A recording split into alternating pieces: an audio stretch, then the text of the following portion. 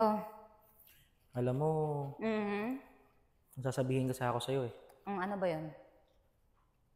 Pinag-isipan ko rin naman ng matagal 'to, pero di na kaya maghintay eh. Okey, ano nga 'yun? Sige sabihin mo na.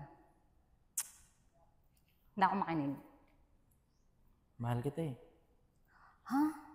Pasensya, 'di ko kayang palitan yung pagmamahal mo, hanggang kaibigan lang talaga kaya kong ibigay sa'yo. Okay lang yun. Kasi handa naman akong mahalin ka ng walang kapalit. Okey, mas mabuti na 'yan, na nagkakaintindihan tayong dalawa. Huwag magtaka kung ako ay di na naghihintay sa anumang kapalit ng inalay kong pag-ibig. Kulang man ang iyong pagtingin, ang lahat sa'yo'y ibibigay, kahit di mo man pinapansin.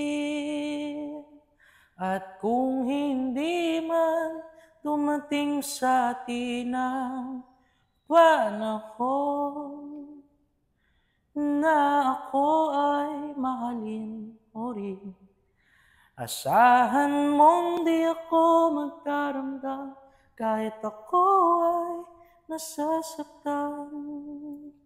Huwag mo lang ipagkait